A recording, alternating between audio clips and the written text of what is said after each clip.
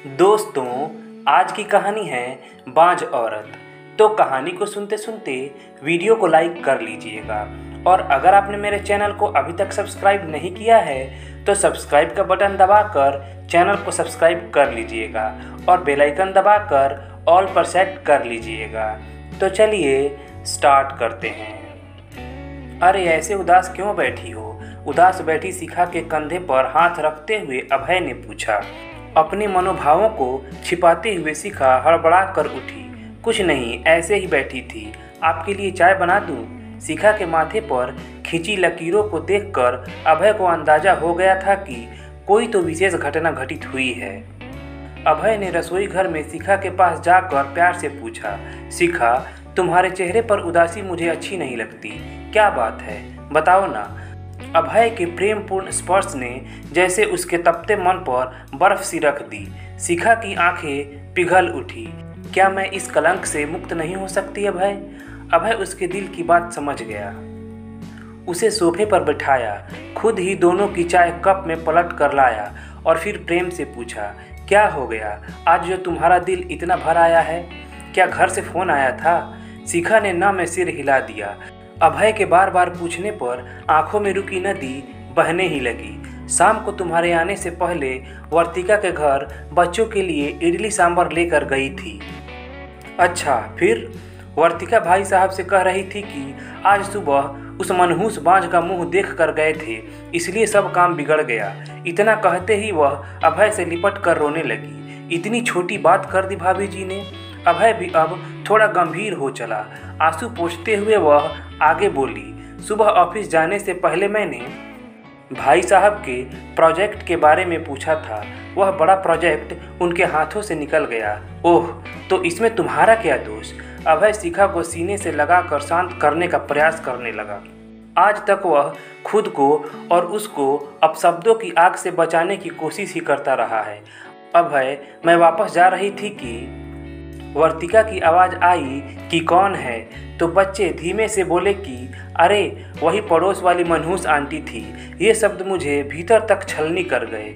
फिर पुरानी बातें याद करके शिखा रोते रोते ही सो गई। शिखा की शादी हुए 8 सावन बीत चुके थे, लेकिन उसकी गोद हरी नहीं हुई थी। संतान सुख पाने के लिए उन्होंने कितने ही जतन किए, पर कुदरत की इच्छा के सामने दोनों असहाय हो गए। एक तो पारिवारिक दुख से वैसे ही आदमी अधमरा हो जाता है, उस पर इंसान भी इंसान को दर्द देने में पीछे नहीं रहता है। अपने कस्बे की छोटी सोच के तानों से बचने के लिए ही वे दोनों इस अनजान शहर में आकर बस गए थे। यहाँ हर समय लोग दूसरों के व्यक्तिगत जीवन में दखलंदाजी नहीं करते थे। निजी जीवन में अधिक ताक झांक से मुक्त वे दोनों शांति से जी रहे थे, लेकिन इस घटना ने उनका यह भ्रम भी तोड़ दिया। जाहिर है, इस घटना के बाद से शिखा ने वर्तिका से बोलचाल बंद कर दी। उसके मन में घृणा के अंकुर फूट चुके थे। ऐसे ही दिन बीत रहे थे कि कोरोना महामारी ने पूरे विश्व में कोहराम मचा दिया। लॉकडाउन की जीवनचर्या ने अवसाद को चरम पर पहुंचा दिया था। चार दीवारी के भीतर घुटन के क्षणों से कुछ मुक्ति मिली ही थी कि कोविड की दूसरी लहर ने महाविनाश शुरू कर दिया। बोरियत से बचने के लिए शिखा ऑनलाइन हॉबी क्लास में अपना समय व्यतीत करती थी। उस समय अभय वर्क फ्रॉम होम के कारण घर पर ही रहकर काम करता था। एक दिन शाम को घर की घंटी बजी। इस समय कौन होगा, यह सोचते हुए अभय ने दरवाज़ा खोला। बाहर वर्तिका का पति पारस बहुत अधिक परेशान मुद्रा में खड़ा था। क्या हुआ भाई साहब, सब खैरियत? अभय ने उनकी परेशानी की रेखाएं पढ़ते हुए पूछा। भाई साहब, वर्तिका का ऑक्सीजन लेवल बहुत डाउन हो गया है, उसे अस्पताल में भर्ती कराने जा रहा हूँ। अरे जल्दी कीजिए, बताइए, मैं भी चलूं? अभय ने अपना मास्क ठीक करते हुए कहा। पारस ने हाथ जोड़ते हुए कहा, भाई साहब, घर में दोनों बच्चे अकेले हैं, आप और भाभी जी उनका ध्यान रखिएगा। जी जरूर, आप निश्चिंत रहिए। भाभी जी को जल्दी अस्पताल पहुंचाइए।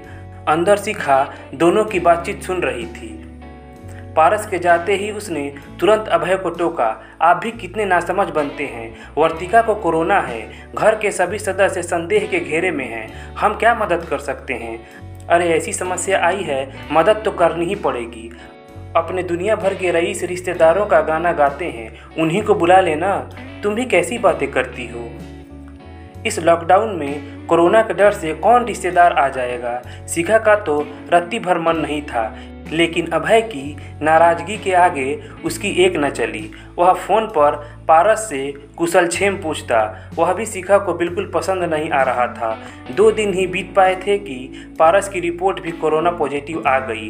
अब तो स्थिति बहुत ख़राब हो गई। कोई रिश्तेदार मदद को आ नहीं पाया।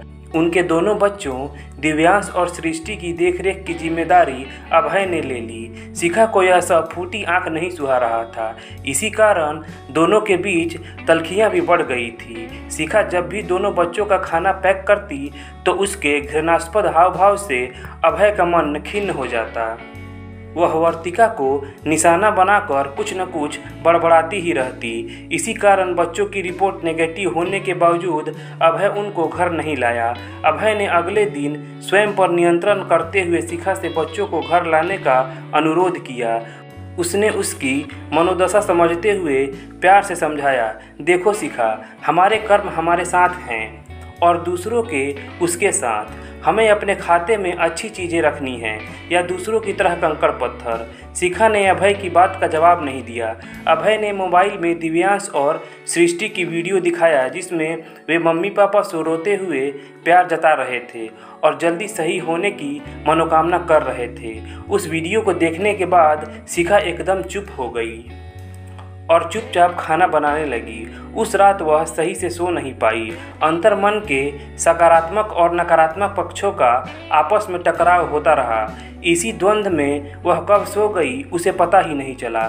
सुबह पता चला कि वर्तिका की सांसें उसका सांस छोड़ चुकी थी। शिखा को दिल में धक्का सा लगा। वर्तिका और उसके परिवार के सब सदस्यों के चेहरे एक एक करके सामने आते और उनके अंतस को उद्वेलित करके चले जाते। पारस के बड़े भाई साहब आ चुके थे। दिव्यांश और सृष्टि की रोने की आवाज़ें बाहर से ही सुनाई देनी शुरू हो गई थी। शिखा ने बिलखते हुए बच्चों का रुदन देखा तो अंदर तक सिहर गई। 9 साल का दिव्यांश और 4 साल की सृष्टि बिना माँ के कैसे रहेंगे। वह सोचती ही रही। काल की क्रूर आंधी यहीं नहीं ठहरी। 2 दिनों बाद ही पारस का भी हृदय गति रुकने से देहांत हो गया। इस खबर के साथ ही शिखा का दिल बैठ गया। अचानक से हुए इस घटनाक्रम में अतीत चलचित्र की भांति उसकी आंखों के सामने चलने लगा। वर्तिका और पारस के साथ बिताए स्नेहपूर्ण 3 सालों के दृश्य आंखों के आगे आते और धुआं हो जाते। बस एक दुर्भावना ने इस सौहार्दपूर्ण संबंध को फीका कर दिया था। बच्चों को अपने माता पिता से आखिरी समय मिलना भी नसीब न हो सका। संवेदनाओं में डूबी शिखा निकलते बैठते खिड़की से वर्तिका के घर को ही ताकती रही। शाम को उदासी भरी खामोशी तोड़ते हुए उसने भारी आंखों से अभय को देखा और कहा, अभय, वर्तिका के परिवार पर जो बीती उसने मेरा मन बहुत झकझोर दिया है। क्या कर सकते हैं, हम सब बेबस हैं। अभय ने आंखें बंद करते हुए कहा, अभय, मैंने बहुत सोचा तो पाया कि अब उन बच्चों का कोई भविष्य नहीं है। शिखा, ज़्यादा परेशान मत हो, हमारे बस में कुछ नहीं। शिखा चुप हो गई, फिर थोड़ी देर बाद बोली, क्या हम उन दोनों बच्चों को हमेशा के लिए अपने पास नहीं रख सकते। अभय यह सुनकर अवाक रह गया। शिखा की तरफ से इतने बड़े फैसले पर उसे विश्वास ही नहीं हो रहा था। कानूनी तौर से हो पाए या नहीं, लेकिन मैं उन दोनों बच्चों की जिम्मेदारी पूरी तरह से उठाने को तैयार हूँ, उनकी माँ की तरह। आप घर वालों से बात करके देखिए। अभय एकटक शिखा का ममता भरा चेहरा देखता ही रह गया।